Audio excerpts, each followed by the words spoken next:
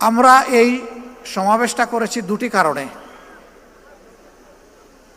একটি হচ্ছে 5 আগস্টের পর অনেক দল অনেক বড় বড় সমাবেশ করেছে, আমরা অস্থিরতা দেখাইনি।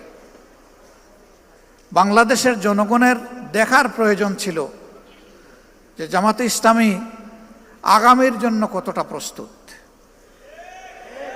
এই প্রস্তুতির একটা ছোট্ট নমুনা হচ্ছে এই সমাবেশ। এই সমাবেশ করতে গিয়ে আমরা একেবারে জান কুরবান করে ফেলিনি। আমরা 2 মহানগরী আর উত্তর দক্ষিণ 2 ঢাকা অঞ্চল এইটাকে একটু গুরুত্ব দিয়েছি, বাকি বলেছে আনফাল, আপনাদের কাজ নফল, যতটুকু আসতে পারেন। সবাই বলেছে একটা কোটা দিলে ভালো হয়, দিলাম। আলহামদুলিল্লাহ, মফস্বলের বেশিরভাগ এলাকা থেকে আমরা যা কোটা দিয়েছি তার চেয়ে বেশি এসেছে। এরকম একটা সমাবেশ হলে 200 কোটি টাকা তো হিসাব করতে হবে। তার কারণ হলো খাওয়া দাওয়ার ব্যবস্থা করা, তার কারণ হলো আবার হাতে কিছু তুলে দেওয়া।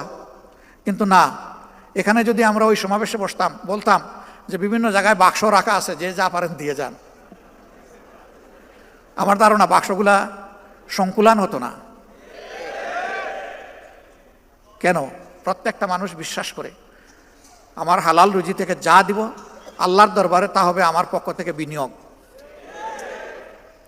বিনিয়োগ করলেই তো আপনি লাভের আশা করবেন, মূলধনও টিকে থাকবে।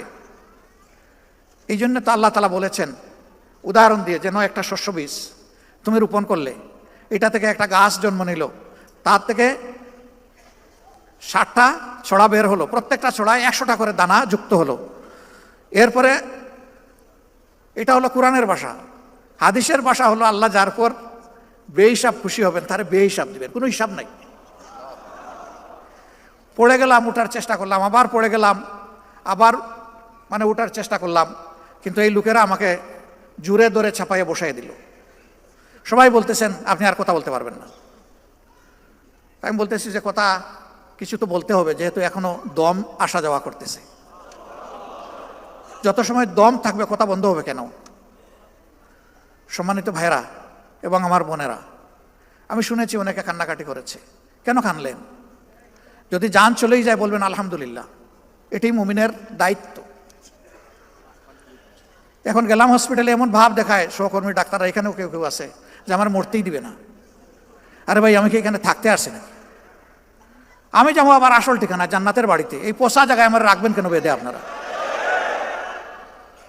এই মলিনতা পরিষ্কার করতে একজন ঝাড়ুদার হিসাবে আল্লাহর যতদিন প্রয়োজন, আল্লাহ তার বান্দাদেরকে বান্দিদেরকে যেন ততদিনই হায়াত দেনের বেশি দরকার নাই। সমাজের আবর্জনা পরিষ্কার করার জন্য, আল্লাহর দিনকে কায়েম করার জন্য। এরপরের কথা হলো, দুনিয়া কোনো মানুষ কি প্রিয় সংগঠন বা দিনের জন্য বাধ্যতামূলক? অবশ্যই না, কিন্তু আমাদের জন্য বাধ্যতামূলক আল্লাহর দিন এবং সংগঠন। একজন মরবে, আরেকজন আসবে। আমাদের মায়েদের গর্ভে মুজাহিদ, মুমিনা, মহসিনা, মুমিন, মহসিন জন্ম নিবে। এরা পরবর্তীর পতাকা হাতেও ধরবে, প্রয়োজনে দাঁত দিয়ে কামড় দিয়ে ধরবে। আসা যাওয়ার এই পালাও চলতে থাকবে, আর দিনের একামত ইনশাল্লাহ হবে। আগামীর বাংলাদেশ আমরা চাই না আর মজলুম বাংলাদেশ হোক। এই জুলুম থেকে তারাই বাংলাদেশকে বাঁচাতে পারবে যারা শুধু আল্লাহর জন্য জীবন বাজি রেখে লড়াই করতে পারবে। দুনিয়ার কোনো ধান্দা থাকবে না যে এর মাধ্যমে আমার সামাজিক স্বীকৃতি আসবে, ব্যবসা বাণিজ্য যেখানে হাত দিব আমি দেখব যে সেখানে শুধু আলী বাবার প্রদীপ জ্বলে উঠছে। এই ধরনের নোংরা কলুষিত চিন্তা যেন আমাদের কারো মাথায় না ঢোকে। সংগঠনের নাম বিক্রি করে, অথবা আমার বাবা আমির ছিলেন, দাদা অমুক ছিলেন, শ্বশুর অমুক ছিলেন, ভাই অমুক ছিলেন, এই নামগুলা বিক্রি করেও কেউ দুনিয়া বানাবার চেষ্টা করবেন না।